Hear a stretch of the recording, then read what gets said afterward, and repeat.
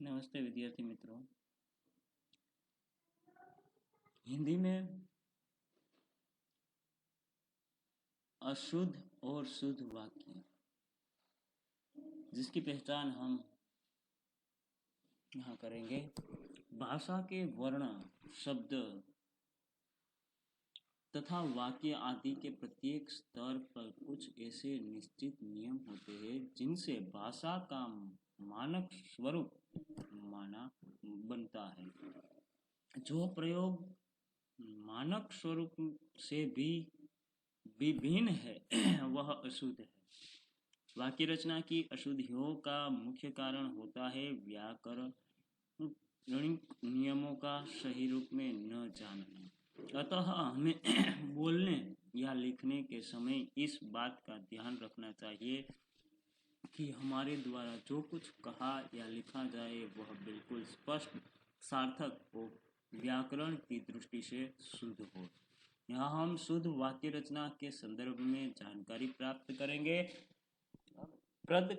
पद क्रम संबंधी नियम जो वाक्य में पद क्रम के जो नियम होते हैं वो हम जान लें कि वाक्य में प्रयुक्त होने वाले विभिन्न पदों को एक सुनिश्चित क्रम में रखने से वाक्य रचना शुद्ध होती है। हिंदी में पद क्रम संबंधी नियम निम्नलिखित है।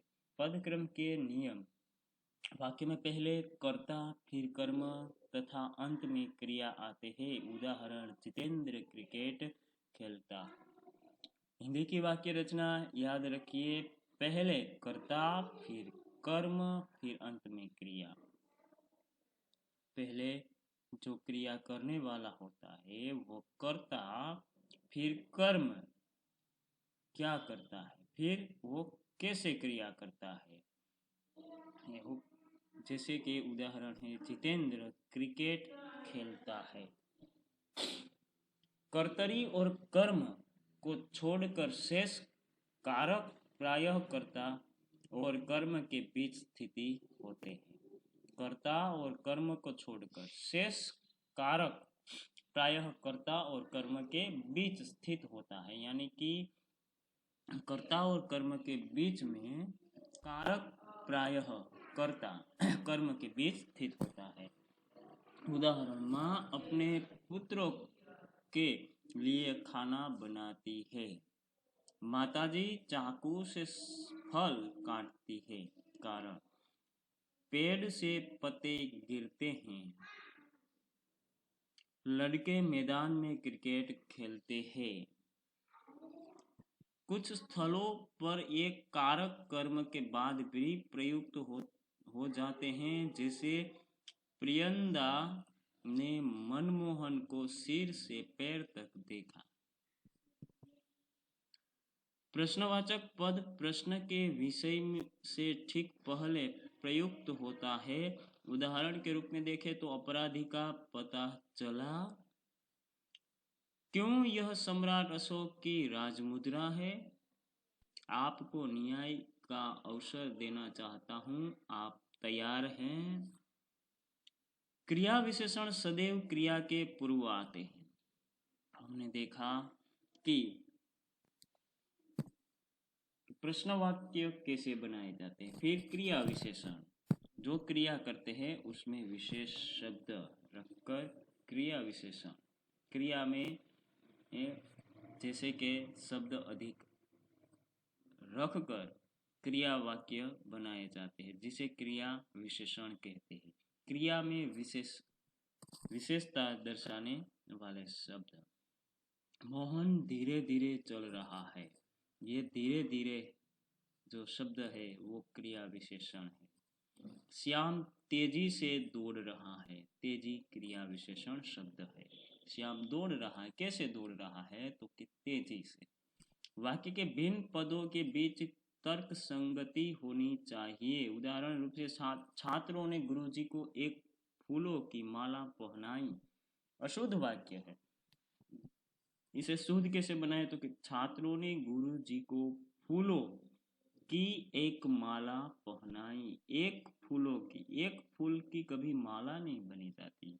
यहाँ क्या आता है? गुरुजी को फूलों की एक माला पहनाई। माला एक हो सकती है, एक फूल की माला नहीं बनी जा सकती, इसलिए पहला वाक्य अशुद्ध है और दूसरा शुद्ध। यहाँ शुद्ध गाय का दूध मिलता है, ये अशुद्ध वाक्य है। शुद्ध वाक्य गाय का शुद्ध दूध यहाँ मिलता है। शुद्ध गाय का नहीं बल्कि शुद्ध दूध यहाँ मिलता है। आगे देखते हैं तो न या नहीं का नकारात्मक अर्थ में प्रयोग क्रिया से पहले होता है। जो क्रिया होती है उसे न या नहीं का प्रयोग पहले होता है। उदाहरण, शिक्षक महोदय घर पर नहीं मिलेंगे। ठीक है, क्रिया के पहले आता है शब्द नहीं। शिष्य क्षमा नहीं मांगेगा। मांगना क्रिया है तो इसके पहले न या नहीं शब्द आता है। नकारात्मक शब्द है वो न या नहीं कब आता है तो कि क्रिया से पहले। आग्रह के लिए न अवयव का प्रयोग वाक्य के अंत में होता है। जब किसी से हम आग्रह करते हैं तब न का प्रयोग हमेशा के लिए वाक्य से अंत में आते हैं। उदाहरण पे, चलोगे ना, आग्रह करना है, तुम भी जाओ ना। अन्वय संबंधी नियम, तो अन्वय अर्थात मेल या अनुरूपता। वाक्यों के पदों की क्रिया का उसके लिंग, वचन, काल और पुरुष के अनुरूप होना अन्वय कहलाता है। अन्वय संबंधी नियम निम्नलिखित है। जब कर्ता और कर्म विभक्ति सहित होते हैं तो क्रिया सदा पुल्लिंग एकवचन में रहती है। जब कर्ता और कर्म विभक्ति सहित दोनों साथ होते हैं तो क्रिया सदा पुल्लिंग में एकवचन में रहती है। उदाहरण, गलत वाक्य पहले देखें तो माँ ने लड़की को बुलाई, तो क्या पुल्लिंग शब्द आता है?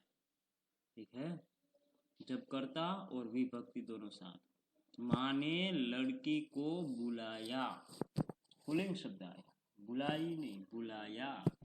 क्या आपने मीना को पहचानी? ऐसा नहीं, ये गलत वाक्य।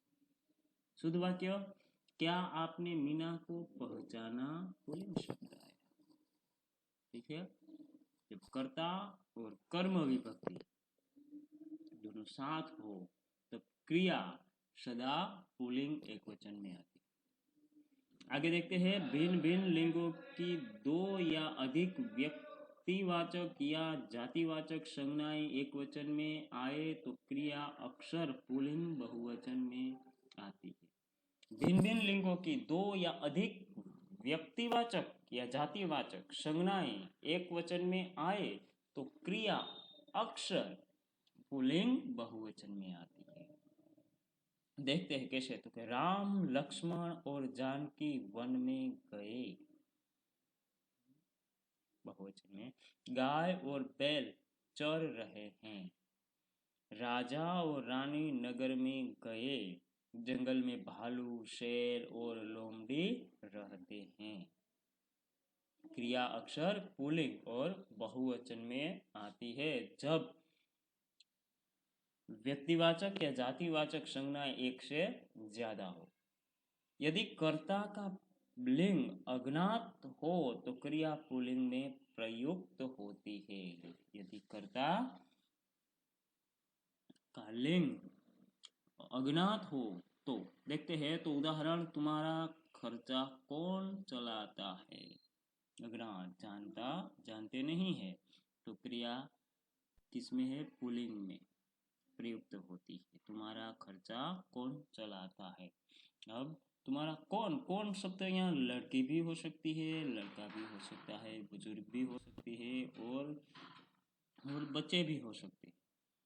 तो यहाँ क्रिया पुल्लिंग में आती है जब अज्ञात हो तो। तुम्हारा खर्चा कौन चलाता है।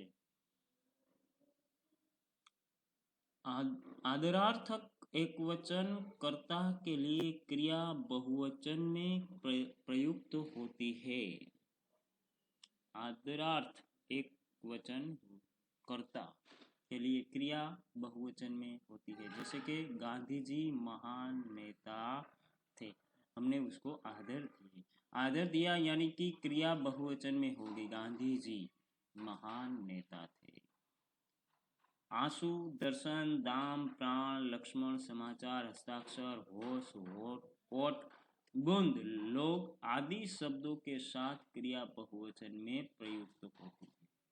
आंसू हो, दर्शन हो, दाम, प्राण, लक्षण समाचार, हस्ताक्षर, होश, ओठ, बूंद, लोग आदि शब्दों के साथ क्रिया बहुवचन में प्रयुक्त होती है। देखते हैं, उसके आंसू रुकते ही नहीं, बहुवचन में। क्रिया किसमें आई? बहुवचन में। मेरे प्राण संकट में आ गए, विवाह के शुभ समाचार मिले, लोग तो बात बनाते रहते हैं। तो इसमें क्रिया किसमें आएगी? बहुवचन में।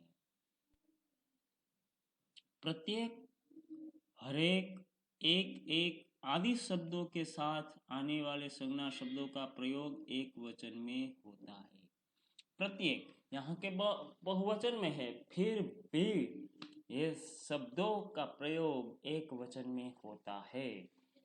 देखते हैं उदाहरण के तौर पे यहाँ गलत वाक्य और सही वाक्य दिए गए हैं। हम इसका पठन करेंगे। क्लास में प्रत्येक लड़के उत्तीर्ण होंगे, ये गलत वाक्य। सही वाक्य, क्लास में प्रत्येक लड़का उत्तीर्ण होगा।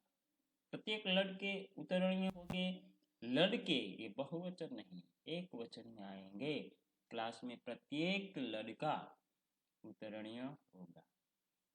हर एक मजदूर अफसर से मिले, तो हर एक मजदूर अफसर से मिले। यहाँ मिले ले के ऊपर जो अनुस्वार दिए हैं वो अनुस्वार नहीं आएगा। जैसे कि नहीं आएंगे, जैसे कि यहाँ मिले ले के ऊपर ये अनुस्वार है, वो शुद्ध रूप में यहाँ से निकल जाएगा। देखा, आपके भाषण के एक एक शब्द तुले हुए थे। आपके भाषण का एक एक शब्द तुला हुआ था। बहुवचन में, एक वचन में आएंगे। हम आगे देखते हैं। संज्ञा के लिंग के अनुसार ही सर्वनाम का प्रयोग किया जाता है। संज्ञा के जो लिंग है, एक वचन है या बहुवचन है, नपुंसक लिंग है, स्त्रीलिंग है, उसके अनुसार ही सर्वनाम का प्रयोग किया जाता है। उदाहरण गलत देखते हैं तो तुम्हारी स्कूल कहाँ है? सही, तुम्हारा स्कूल कहाँ है? तुम्हारी स्कूल कहाँ है? सही वाक्य क्या आएगा? तुम्हारा स्कूल कहाँ है? यह मेरी कॉलेज है, तो यहाँ आएगा यह मेरा कॉलेज है। उसका देह दुर्बल है, ऐसा नहीं। सही वाक्य, उसकी देह दुर्बल है। उनका आवाज कोमल है, ऐसा नहीं। उनकी आवाज कोमल है। सही वाक्य यह है। संज्ञा के लिंग के अनुसार ही विशेषण का प्रयोग किया जाता है। उदाहरण गलत वाक्य देखिए। आज मौसम सुहावनी है, ऐसा नहीं। आज मौसम सुहावना है। गलत वाक्य आजकल कपास महंगा है। सही वाक्य आजकल कपास महंगी है। उसका नाक लंबा है, तो उसकी नाक लंबी है। पीतल पीली होती है, पीतल पीला होता है। संज्ञा के लिंग के अनुसार ही क्रिया का प्रयोग किया जाता है। जैसी संज्ञा होती है वैसे ही क्रिया का प्रयोग किया जाता है। मेरी आम सड़ी हुई है, ऐसा नहीं आता। ये गलत वाक्य है। सही वाक्य, मेरा आम सड़ा हुआ है। तुमने झूठ क्यों बोली? ऐसा नहीं। सही वाक्य, तुमने झूठ क्यों बोला? आत्मा नहीं मरता, आत्मा नहीं मरती। सही वाक्य ये है।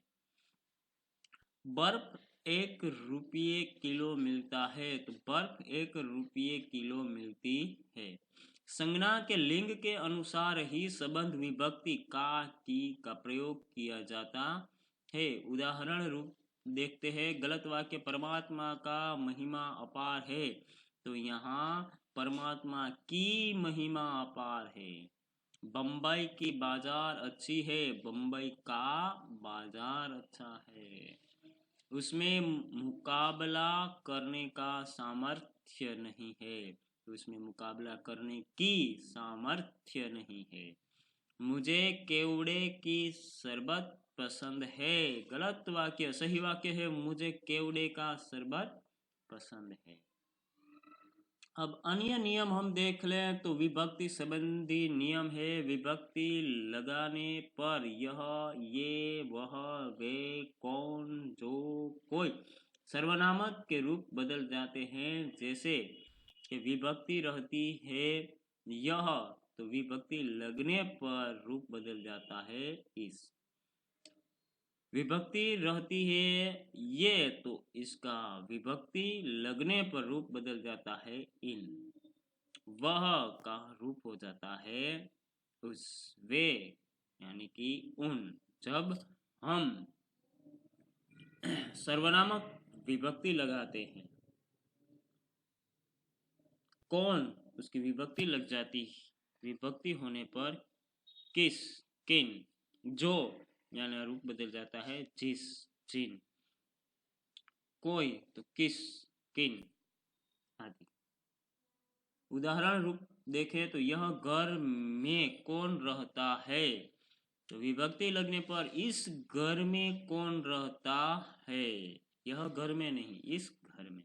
ये लोगों में एकता नहीं है, तो ये का अर्थ हो जाता है इन लोगों में एकता नहीं है। वह आदमी को दौलत का घमंड है, तो उस आदमी को दौलत का घमंड है। वे लोगों को अनाज चाहिए, तो उन लोगों को अनाज चाहिए। आप कौन को बुलाते हैं, आप किसको अथवा किसे बुलाते हैं। ये थैला कौन की है, तो ऐसा नहीं, ये थैला किन की है। जो को पुकारूं वही आए, जिसको पुकारूं वही आए। जो लड़कों को जाना हो वो तैयार हो जाए, तो जिन, जो की जगह जिन लड़कों को जाना हो वे तैयार हो जाए। कोई का पेन यहाँ रह गया, कोई का नहीं, किसी का पेन यहाँ रह गया।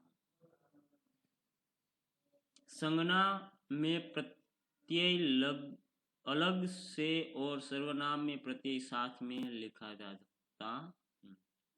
संज्ञा में प्रत्यय अलग आता है और सर्वनाम में प्रत्यय साथ में लिखा जाता है। पुरुषवाचक सर्वनाम के बाद उसी व्यक्ति का यदि फिर से निर्देश करना हो तो अपना, अपनी, अपने आदि सर्वनामों का प्रयोग करना चाहिए। मैं मेरा काम करता हूँ, मैं अपना काम करता हूँ। वे उनकी धुन में मस्त है, वे अपनी धुन में मस्त है। तुम तुम्हारे घर जाओ, तुम अपने घर जाओ। ये व्याकरण का बार बार मुहावरा विद्यार्थी मित्र हमें करना पड़ेगा। शब्दों का उचित प्रयोग, तो शब्द के अर्थ के संबंध में शब्द का वाक्य में प्रयोग करना आवश्यक है। हमें अपने माता पिता की शुश्रूषा करनी चाहिए, तो ये वाक्य गलत है। हमें अपने माता पिता की सेवा करनी चाहिए। संबंधी शब्द का हमें प्रयोग करना चाहिए जो वाक्य में सही हो। शुश्रूषा रोगी की जाती है। माता पिता एवं श्रेष्ठ जनों के लिए सेवा शब्द का प्रयोग होना चाहिए। शुश्रूषा रोगों शब्द की सेवा करने, रोगी कोई हो तो उसकी सेवा करने के लिए हम शुश्रूषा शब्द प्रयोग कर सकते हैं। जबकि बुजुर्ग हो, अपने से बड़े हो, उसके लिए हम शुश्रूषा नहीं बल्कि हम सेवा शब्द का प्रयोग करें। इस समय उनकी आयु 17 वर्ष है, ये गलत है। इस समय उसकी उम्र 70 वर्ष है। आयु जीवन की पूरी गणना को कहते हैं। आयु शब्द क्या कहते हैं? पूरी जीवन काल में वो जितना जिया उसे आयु कहते हैं। लेकिन आयु के स्थान पर यहाँ उम्र होती है। तलवार एक उपयोगी अस्त्र है, गलत है। तलवार एक उपयोगी शस्त्र है। अस्त्र का अर्थ होता है जिसे हम फेंक कर किसी पर वार कर सकते हैं, और शस्त्र जो हम अपने हाथ में रख कर किसी पर प्रहार कर सकते हैं। अस्त्र हाथ से फेंक कर चलाया जाने वाला हथियार है, जबकि तलवार हाथ में रखकर चलाई जाती है। दो बलाघातों का लगातार प्रयोग नहीं करना चाहिए। इसे बावजूद भी वह आता जाता रहा, ये गलत है। इसके बावजूद वह आता जाता रहा, इसे बावजूद नहीं, इसके बावजूद वह आता जाता रहता है, ये सही वाक्य है। शब्द का निरर्थक प्रयोग नहीं करना चाहिए। एक ही भाव को दो बार कहने से वाक्य अशुद्ध हो जाता है। मात्र केवल छात्रों के लिए, मात्र और केवल ये योग्य नहीं है, इसलिए ये वाक्य गलत है। केवल छात्रों के लिए अथवा मात्र छात्रों के लिए, ये शुद्ध वाक्य है। आपका भवदीय यह शुद्ध है। आपका अथवा भवदीय दोनों एक ही है।